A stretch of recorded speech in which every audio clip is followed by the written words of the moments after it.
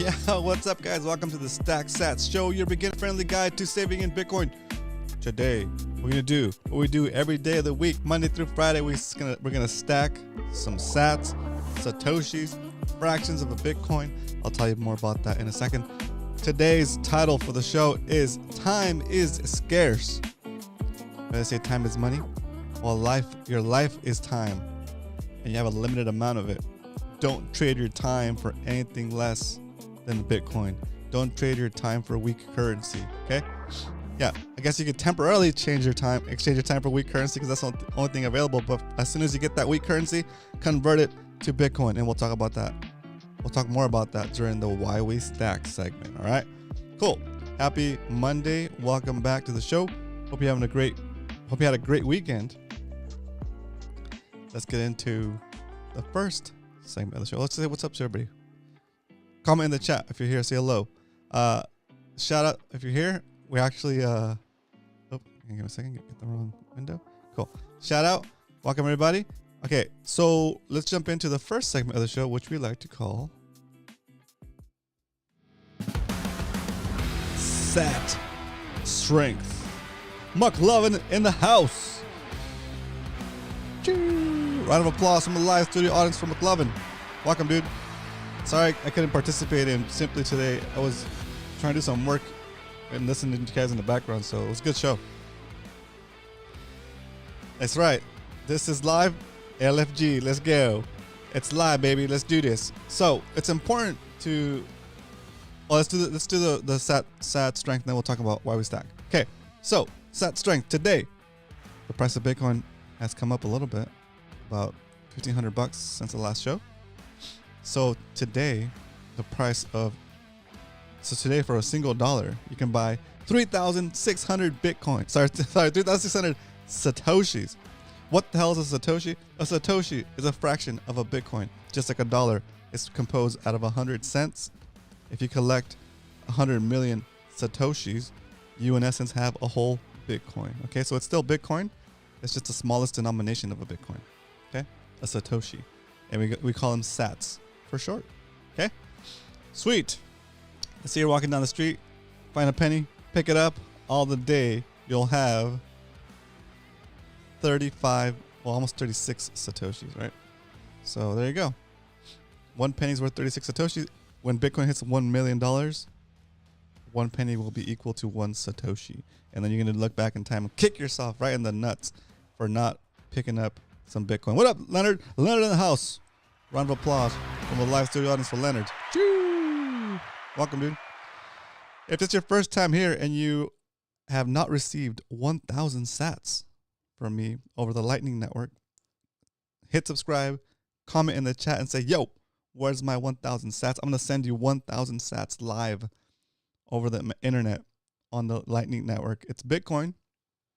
It'll be your first 1,000 sats to get you started on your journey. If you already have Bitcoin, you just want extra 1,000 sats, that's fine too. The point is, I'm sending you actual value in exchange for a subscription, a subscribe to the show, which is free, right? Free versus 1,000 sats. That's a hell of a deal for you. Okay. All right. So let's move on to what we like to call around here the why we stack. Hold up. Let's get this right. Let's jump into the why we stack. Today, the title of the show is "Time is Scarce. Don't trade it for weak currency." Okay. You know what? There's a saying that we're all pretty familiar with, like time is money, right? Well, that's true. Time is money. And why is time money? Because time is limited. All our individual times are limited on this planet, right? It's why life is scarce. It's why life is valuable, right? Life is scarce. And depending on how much time you have left on this earth, nobody really knows, but we know that our time is limited, right? So why would you trade your most scarce asset that you currently have, your time? Why would you trade it for a lesser asset? Right? What would you trade it for a less for an asset that will what's it called, that will steal from you, right? Well, I can think of a few reasons why I would trade it. My time is that it's scarce, but it also has a expiration date, right? My time on this planet is getting used no matter what I do. It's going to get used anyway, right? So how could I exchange some of that time for something of value that I can pass on to my children or to whomever, right? Well, you work and you get money or currency, and then you save that currency or assets, or you buy a house or something, you pass it on to your descendants, right? Well, and you gotta do that at some point, because otherwise you're just burning it up. You're wasting your time, right? So if you take that time and you earn money or earn value and you exchange it for Bitcoin, that time, that value is now stored. And guess what?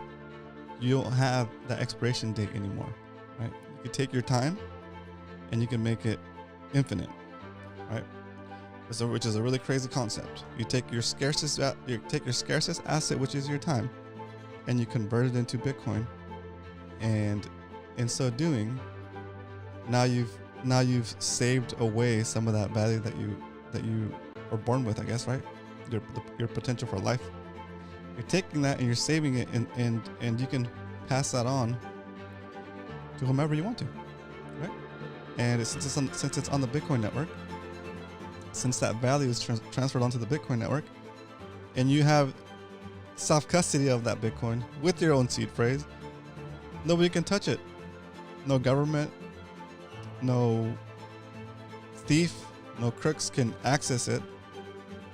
And I mean, the best part, of course, is that it doesn't deteriorate, right? It won't deteriorate. It won't deteriorate, even if I can't say the word. It won't deteriorate forever, right? As long as there's a Bitcoin network functioning, right? And if in order for there not to be a Bitcoin network functioning, that's a whole different topic. But it would have to be like, I think the Bitcoin network would survive World War III. If the planet survives, Bitcoin might survive, right? And even then, who knows if somebody has a node in space somewhere, right? Because it doesn't take that much storage space to have a Bitcoin node. Okay. Anyway, that is why we stack, and that is why we trade our scarcest asset, which is our time on this planet, our time in this world, for Bitcoin. Fiat mine duties are calling me. I'll try to hang out. Oh, no worries, dude. Do what you gotta do to trade that time, to get that fiat money, and then convert that to Bitcoin. That's right. See, McLovin and I, we're on the path. I know Leonard started on the path as well, but I'm fully committed to the Bitcoin path right now. And what is that? It's that if you can suffer through a few cycles, and a Bitcoin cycle is every halving, and it's about every 4 years. If you can suffer through, and I say suffer because, and I'll clarify that point in a little bit. If you can suffer through, if you can make the sacrifice of investing in Bitcoin through 2 cycles, about 8 years, depending on when you start, 8 to 10 years, then you'll be the guy that people talk about in 10 years. Like we talk about the guys that got started 9-10 years ago today, right? I told you guys a story before of my chauffeur from the airport in Mexico to the airport, in Mexico from the resort to the airport. And he told me about how he and his friend used to be waiters, and his friend approached him and told him that they should buy Bitcoin. And his friend, he didn't buy any, but his friend did. And that was when Bitcoin was either at $12 or $19. I can't remember what it was. But his friend approached him. He was like, "Hey, there's this thing called Bitcoin. We should buy some. It's $19 a coin. But I hear it's gonna be big, right?" And I was like, he might have said like 12 years ago or 10 years ago. I don't know, something like that. Anyway, the point is, that looking back, how long is 10 years ago? Right? It's not that long. It's not that long in the grand scheme of things, right? In the grand scheme of things, 10 years is not that long for you to see that wealth just grow, right? What up, Carl? Carl Black in the house. Round of applause from the live studio audience for Carl. Yeah, dude, that's what I'm saying, guys. Make the sacrifice, get to 1 Bitcoin. The premise for the show is to stack at least a little bit here and there, right? To stack $10 a day, $10 a week, $10 a month. But I've been listening to this other channel. The guys, I don't know his real name, but his channel is called British Hodl. British Hodl. It makes perfect sense what he's saying. He's saying like that Bitcoin is the scarcest asset that humanity's ever seen, and that if it's a once in a species event, right? And once in a species is a kind of a big deal, right? The level of scarcity that Bitcoin has, humanity hasn't seen something like that ever, right? And we probably won't for a long, long time. Okay, so it's such a huge deal that we have such a early advantage to be able to get to a Bitcoin before like the big money gets into Bitcoin, right? Once the big money gets into Bitcoin, you'll never be able to purchase. You'll never be able to buy enough SATS to get whole coin when that happens, right? One day we're gonna wake up, and the price of Bitcoin is gonna be through the roof, and it's never coming back down. Okay, it's never coming back down. I always have this chart that I like to share with you guys. Where is it? Is that here? Let's see. Let me see if I can find it. Is that it? Nope, that's not it. Is that it? Nope. Oh man, did I lose it? I used to have a picture to share with you guys that had the Bitcoin. Nope, I lost it. Oh well. All right. Well, the potential amount of money that could go into Bitcoin compared to how much money is in it now relative to the whole representation of the value throughout the world, it's so little compared to everything else. A friend mentioned BTC around 2015. Oh man, dude, can you imagine? Oh my god. I wish I had paid more attention. Oh my gosh, dude. All right, dude. Have a great day, McLovin. Thanks for tuning in, dude. But yeah, that's exactly what I mean. Now, today, when you see this show, when you're watching this show, you're going to be like, oh man, this guy's talking about Bitcoin. I don't know how I feel about it. Or maybe you're into it. You're in, just stay in it. Get it. Not financial advice. You still have to make that. You still have to make the ultimate choice, right? You still have to make the actual choice to buy or hold or to sell, right? But if you can set that money aside that you don't need necessarily like right now to not get in trouble, right? To pay your expenses, then just save in Bitcoin over saving in dollar, right? That's all. It's as simple as that. Saving Bitcoin over saving in dollar, and then you'll have that potential upside that you don't have in the dollar. In the dollar system, your money is guaranteed 1,000%. Whatever, 100%. I'm not going to be too crazy. Those such thing as 1,000%, but 100% certainty. The 100% certainty here is that the U.S. government is going to continue to print dollars. Okay, the U.S. government is going to continue to print dollars, and you can count on that. Okay, you can count on that because there's not enough money in existence to pay back our debt. There's not even money in existence to cover our debt. And when you add in all of the interest it's accumulating, right? So just the mere fact that there's not enough money in existence to cover the debt plus the interest that it's accumulating, it means that you have to keep printing more money just so there's more money in existence to cover the interest, right? Think of it. If only $1 exists in the whole wide world and we just started the money system from scratch, okay? And I said to you, oh Leonard, do you have $1? Okay, can I borrow that $1 that you have, and I'll give you $2 next month, okay? Right? And Leonard's gonna be like, okay, well, shoot, yeah, that's cool. I'll double my money. So you lend me your $1, I take your dollar, and how am I gonna give you $2 back if $2 don't even exist? If only $1 exists in the whole universe, right? Well, I'm the government, so I'm gonna print another dollar, and I'm gonna give you $2 back. And then I'm gonna say, oh, Leonard, I need $2 because we're gonna fund something, right? Or whatever. Can we borrow those $2? If you give me $2, I'll give you $4 back. And Leonard's like, heck yeah, I'm gonna double my money again. Oh, let's do it. He gives me $2. I'm the government. I print another $2 to pay him back, and then I just, so it's continuing. So it's never gonna get paid. Okay, that's a certainty. The certainty is that the government will continue to print dollars. Okay, and that's just the first layer. The next layer is the banks. The banks also print money. They don't print money necessarily like the Fed does on paper and sheets, but they issue credit. They issue credit every time they approve a loan, right? Every time they approve a loan, they create that money because that money never existed before, because the person that's going to get paid with that loan actually sees the money, right? Or the credits. We're going to call them credits. So Carl wants to buy a sweet moped, right?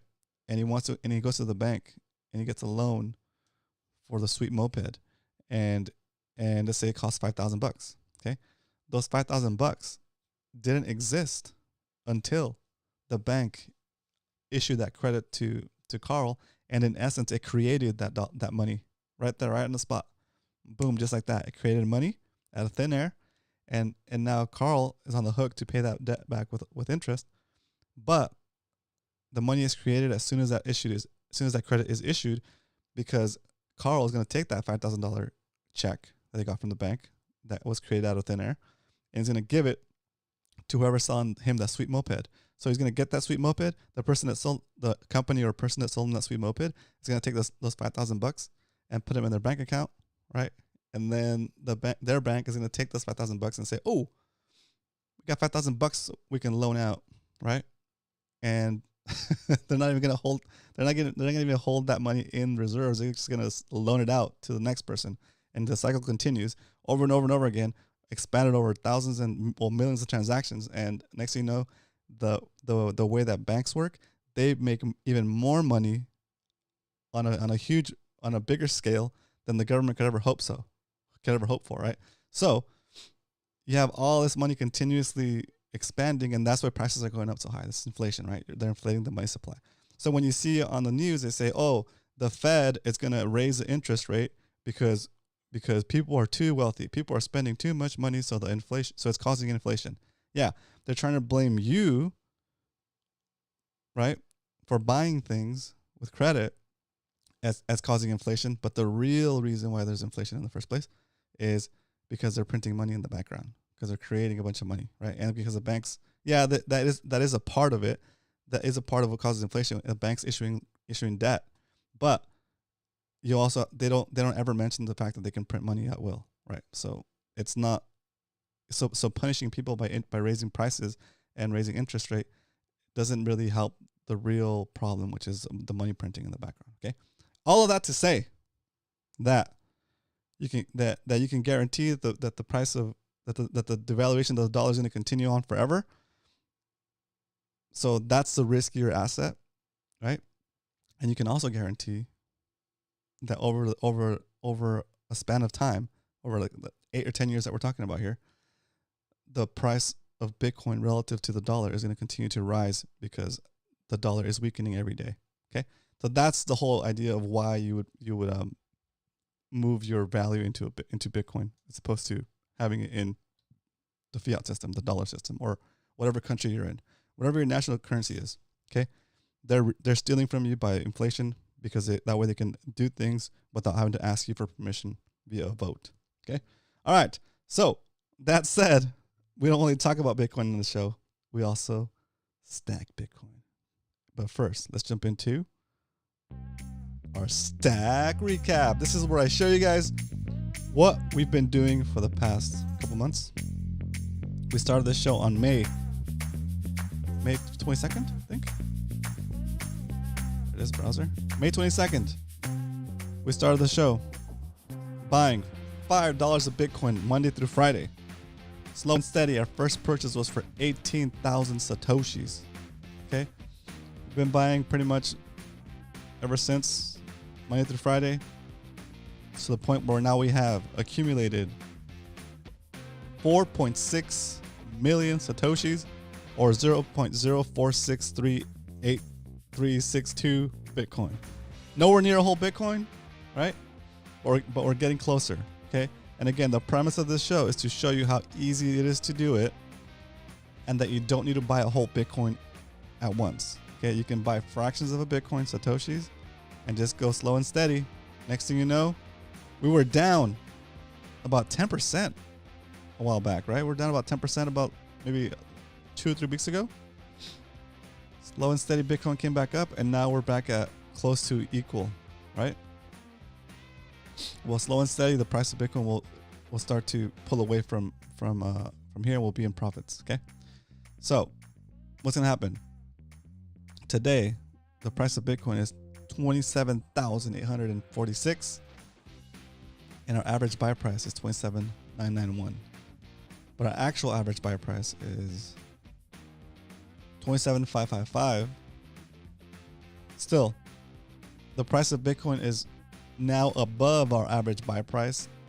So based on our purchasing schedule, today we're only going to buy $10 worth of Bitcoin, okay? Because now we're buying it more expensive sats relative to our average.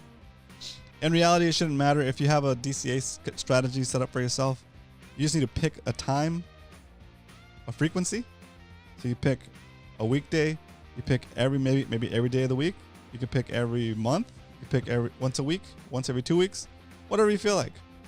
And you commit to buying a dollar value of Bitcoin whenever your frequency happens. Okay, it's called dollar cost averaging, or like we like to say here, Bitcoin cost averaging. Okay, so for us, it's $10 a day, Monday through Friday, except for when the price of Bitcoin is below our average buy price.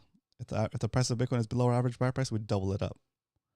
A penny found is better than a penny earned, because a penny earned is taxed. Oh, burn! Nice job. I like it, Leonard. I like it. I'm good. I was slow to get going this morning. I was slow to get going this morning. Perfect. All right, here we go. So now that we talked about the SAT recap, it's time for what we came to do. Time to stack some SATs.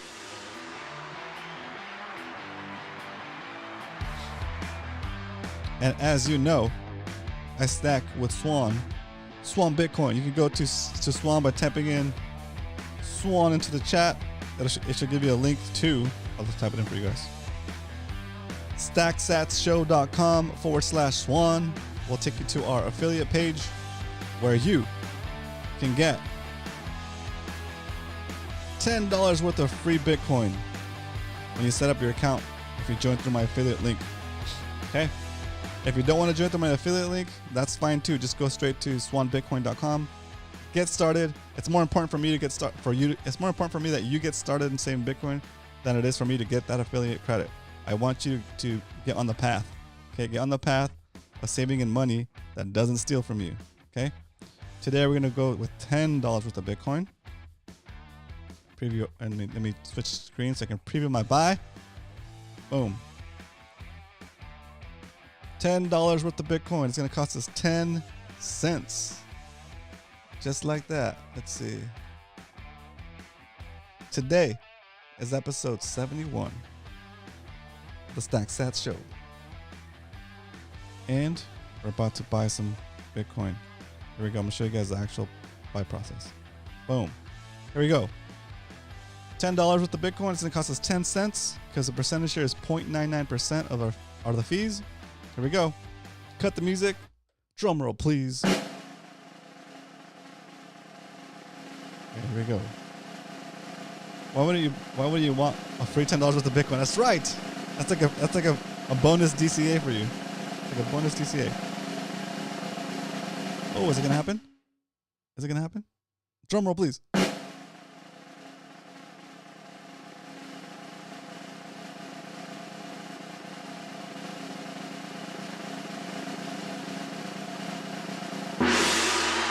Choo! There it is, just like that. We've stacked. I gotta catch up on the chat. I see somebody went to a show. Let's do that. Let's catch up after I update the spreadsheet. That's really good. So we stacked, and that means that we can chill. Knowing that our wealth is in that our time, our scarce time that is expiring is stored in an asset that is scarce and not expiring.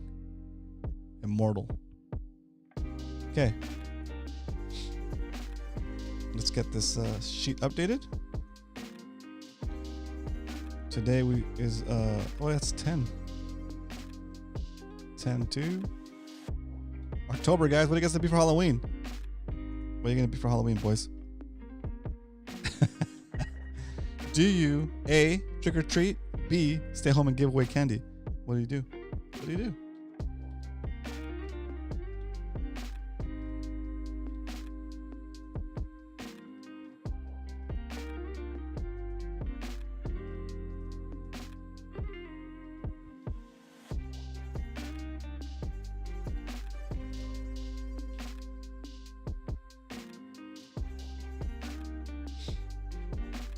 Guys. Okay, cool.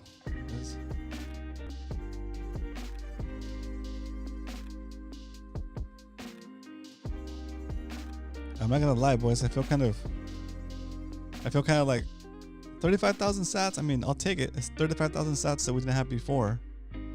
But we've been stacking $20 an episode so often that I almost feel like I'm cheating myself by only stacking $10. So I don't know. I might have to bump up the daily to $20, guys. I know. I'm getting crazy, right? We'll go from $50 a week to $100 a week. Let me know what you think in the chat. I don't know. Let me know what you think. But that's it. Today, we're at 4.674 million satoshis. We're up about 18%, right? It's fine. All that matters is that our SAT count is going up and that this number is getting closer to 1 total BTC. Okay? That's good. Cool. So let's back out here to this section here. Bam. Q&A. All right, I'm going to read through this chat because this chat looks interesting. Let's see. Okay. Good. Our friend mentioned BTC around. Oh, yeah. Yep. Okay. Okay, I want to know in the chat I know the Q&A is supposed to be you guys asking me questions, but I want to ask you some questions too. What year, if you can remember, was the first time you heard about Bitcoin? And who did you hear it from? Like what context? Was it like something that was sinister or something that was like someone trying to present you an opportunity? What year was the first time you heard about Bitcoin? If you can remember. Okay, let's see. Penny. Okay, yep.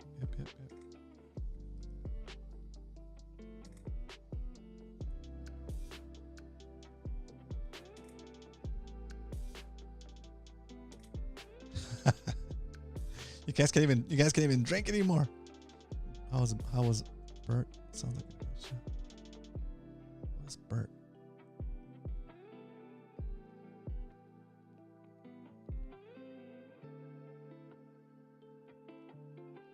I don't know who Bert is. It's a band. I feel like it's gonna be something I should know, and I can't figure it out. If you got a chance, you should check out his Netflix stand-up. Oh, okay, so oh, that's cool. You went to a comedy show. Bert. Oh, I gotta look him up. Sounds familiar. I think I probably recognize his face. Oh, that's cool. Yeah, I love stand-up, and I think I find this. Okay. The machine sounds so familiar, dude. Very nice. Cool. That's awesome. Yeah, I can't do more than like a couple of beers at this point. I just get, So, sad news today, boys. I'm not going to jiu-jitsu tonight. Well, I'm taking the boys to their class, but I'm not doing my class because I kind of messed up my back on Wednesday. I was able to nurse it through the Friday class. And then this weekend I helped my sister move. So Oscar came over to help me load like a washer and a dryer onto my truck. And that put the finishing touch on me. I basically was just watching people move stuff into my sister's house. I was supervising.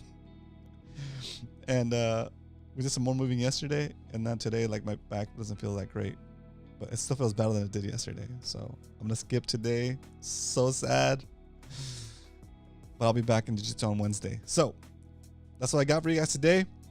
Stacked sats. Remember, don't trade your scarce time on this planet for anything less than